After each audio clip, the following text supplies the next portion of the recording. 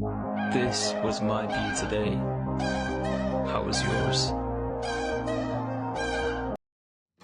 Hello guys, तो जैसा कि आप टाइटल से समझ गए होंगे, मैं इस वीडियो में आपके साथ शेयर करने वाली हूँ अपनी स्पेन की ट्रिप। और साथ ही साथ मैं आपको टिप्स भी बताऊंगी कि किस तरीके से हम अपना कोई भी ट्रिप कैसे प्लान कर सकते हैं बिना किसी एजेंट के। और सच बताऊँ, ये बहुत ही इंटरेस्टिंग होता है। हो सकता है आपको कुछ प्रॉब्लम आए, बट वो एक आपके लिए टीचिंग लेसन होता है नेक्स्ट टाइम के लिए। तो ये हमारा फर्स्ट नॉर्मल सोलो ट्रिप था, मतलब एज अ पार्टनर, बट फिर भी विदाउट फैमिली। तो हमें, जैसा कि जो लोग मुझे रेगुलर फॉलो करते हैं वो जानते होंगे, मैं जर्मनी में गार्मिश में रहते हैं, जो कि म्यूनिख से 1 घंटे के डिस्टेंस पे है। तो इसलिए जब भी हमें कहीं ट्रैवल करना होता है, हमें 3 से 4 घंटे का मार्जिन लेके चलना पड़ता है। तो हमने सबसे पहले अपना सारी चीज़ें फ़िनिश कर लिए। एमिरेट्स की फ़ैसिलिटी बहुत ही अच्छी थी, हमने सारी चीज़ें फ़िनिश कर ली थी क्योंकि ज़्यादातर चीज़ें ऑनलाइन थी, बैगेज देना वगैरह भी, तो इसलिए ज़्यादा टाइम हमें लगा नहीं। और देखिए कितना सुंदर व्यू है, बहुत ही अच्छा लग रहा है। क्योंकि मैं ज़्यादा एक्साइटमेंट इसलिए थी क्योंकि ये मेरा फर्स्ट ट्रिप था एज अ पार्टनर, और हमें बड़ा मज़ा भी आने वाला था। और हम पहुंच चुके हैं अपनी डेस्टिनेशन पे, यस, स्पेन। तो हमने पहले डिसाइड करा था कि हम जाएंगे मलागा, क्योंकि वही नियरेस्ट पड़ता है फ़्लाइट से हमारे यहाँ म्यूनिख आने के लिए। फिर हम बस थोड़ी देर के लिए नाइट में निकले थे, ये है मलागा सेंटर देखने के लिए, बट हम बहुत ज़्यादा थके हुए थे, तो इसलिए बस हमने डिनर किया और हम वापस अपने रूम पे चले गए थे। दैन नेक्स्ट डे हमारा प्लान था जो भी वहाँ की फ़ेमस चीज़ें हैं वो एक्सप्लोर करना। तो मेरी फ़र्स्ट टिप हमेशा ये रही कि जब भी आप प्लान करें तो सबसे पहले आप ये देखें कि आपका रेलवे स्टेशन या एयरपोर्ट कितनी दूर है आपकी डेस्टिनेशन से। उसके बाद कोशिश करें ज़्यादा से ज़्यादा कि आप जो भी होटल या रूम बुक करें वो सेंटर में करें, क्योंकि मोस्ट ऑफ़ द चीज़ वो सेंटर के आसपास ही होती थी। जैसे हमें पता था कि मालागा सेंटर से एयरपोर्ट ज़्यादा दूर नहीं है, और जो भी हमारी डेस्टिनेशन एक्सप्लोर करनी है वो ज़्यादातर सेंटर के आसपास ही है। तो हम पहले निकले सेंटर में। सेंटर आप देख सकते हैं कितना सुंदर था, और सच में बहुत ही अच्छा लग रहा था, फ्रेशली माइंड हो जाता है यहाँ पे आके। सेकंड चीज़, यहाँ के लोग बहुत अच्छे हैं। हमें लैंग्वेज नहीं आती, दूसरों कुछ लोगों को इंग्लिश भी नहीं आती थी, बट स्टिल वो आपकी बहुत ट्राई करते हैं हेल्प करने के लिए, और वो पूरी कोशिश करते हैं कि वो आपकी हेल्प कर सकें। तो ये चीज़ बहुत ही अच्छी लगी मुझे यहाँ के बारे में। और ये आप देख सकते हैं कितना सुंदर व्यू है।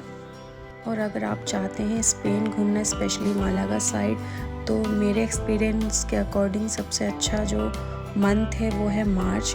मॉर्निंग में अच्छी खासी धूप होती है और इवनिंग में हल्की सी आपको ठंड फील होगी, मतलब आप एक शॉल कैरी कर सकते हैं या लाइट जैकेट। सेकंड टिप्स ये है कि आप अपनी मर्ज़ी से प्लेसेस स्किप कर सकते हैं जो प्लेसेस आप नहीं देखना चाहते, क्योंकि जो भी आप एजेंट के थ्रू प्लान करवाते हैं उनमें आपको वो चीज़ें वो फ़िक्स करके देते हैं। बट जब प्लान खुद करेंगे तो आपको पता होगा आपको किस चीज़ में इंटरेस्ट है, किस चीज़ में नहीं। जैसे ये एक फ़ेमस प्लेस था, नियरेस्ट था वहीं पे मालागा सेंटर के, बट हमें अंदर नहीं जाना था क्योंकि मुझे बाहर से इतना कोई अट्रैक्टिव लगा नहीं।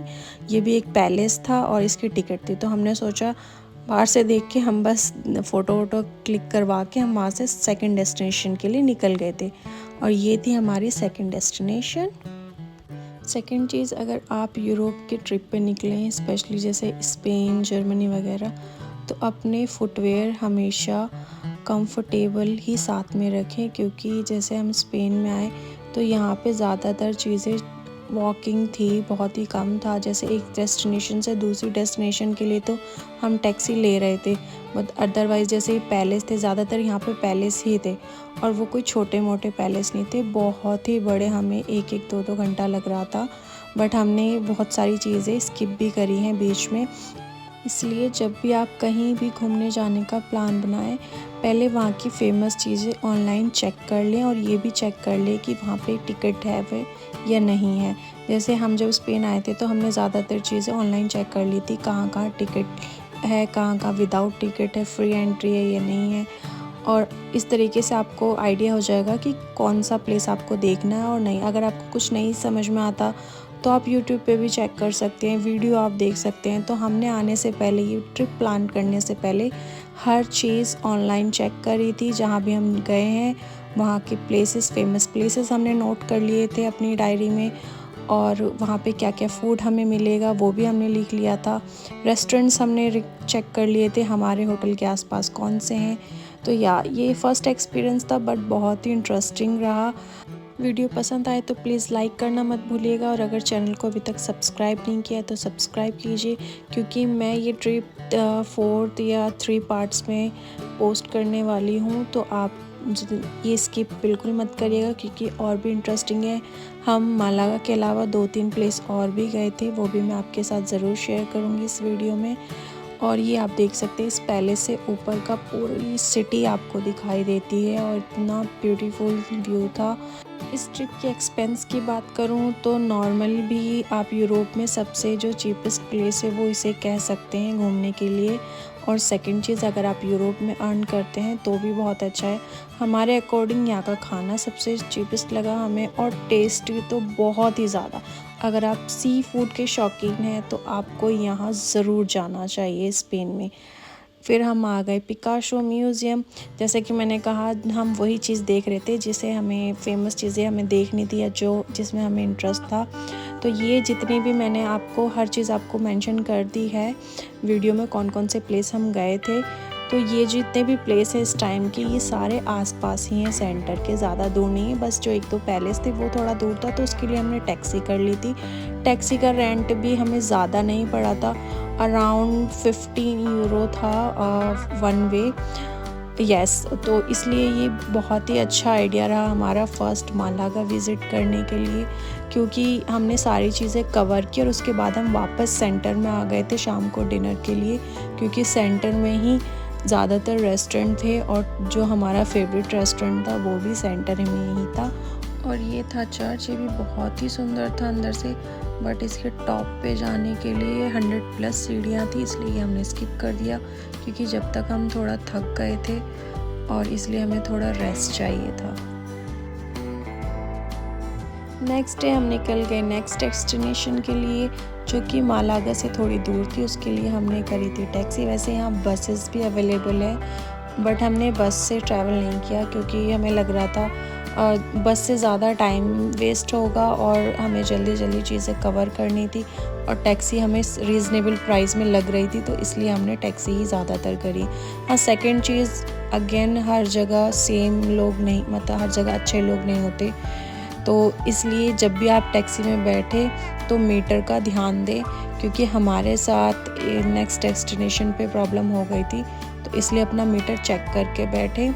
आप 1-2 बार टैक्सी करेंगे तो आपको पता लग जाएगा क्या रेंट होगा, उसके अकॉर्डिंग अपने माइंड में रखें, क्योंकि कुछ लोग प्रॉब्लम करते हैं टूरिस्ट देख के। तो हम पहुंच चुके अपनी नेक्स्ट डेस्टिनेशन पे। ये भी एक म्यूज़ियम है अंडर वाटर और यहाँ भी बहुत अच्छा लग रहा था देख के। ये आप देख सकते हैं कितना ब्यूटीफुल व्यू है।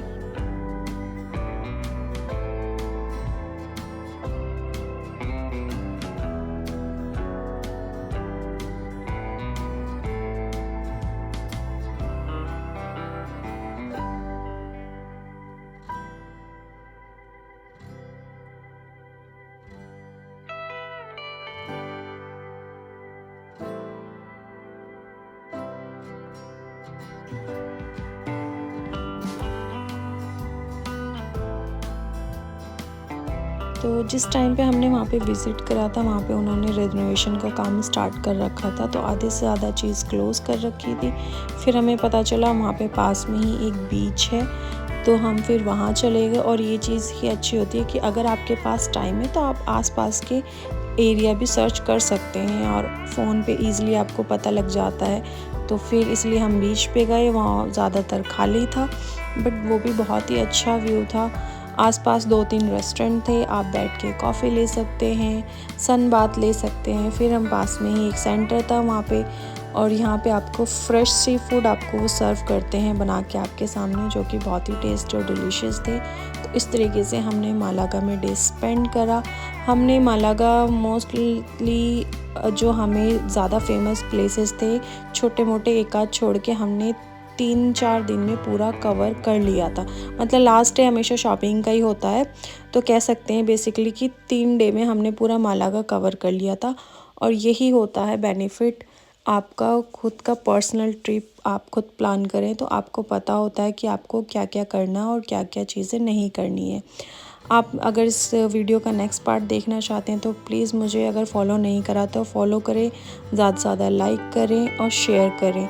और नाइट व्यू तो बहुत ही ब्यूटीफुल होता है क्योंकि नाइट में मोस्ट ऑफ फुल होता है सेंटर। और सेकेंड चीज़ जो इनका टाइम स्टार्ट होता है वो डिनर का 8 बजे के बाद स्टार्ट हो जाता है। एग्जैक्ट टाइम 9 से 11 बजे का है। तो अगर आप किसी भी रेस्टोरेंट में जाना चाहते हैं तो कोशिश करें 7 बजे तक पहुंच जाएं, क्योंकि उसके बाद मोस्ट ऑफ द रेस्टोरेंट में आपको लाइन लगानी पड़ती है। जी हाँ, अगर आपको सीट नहीं मिली तो आपको बाहर खड़े होकर वेट करना पड़ेगा कि सीट खाली होगी तब आप अंदर जाओगे। तो थैंक यू फॉर वॉचिंग। हम मिलते हैं नेक्स्ट डेस्टिनेशन पे। आई होप आपको ये वीडियो पसंद आई होगी।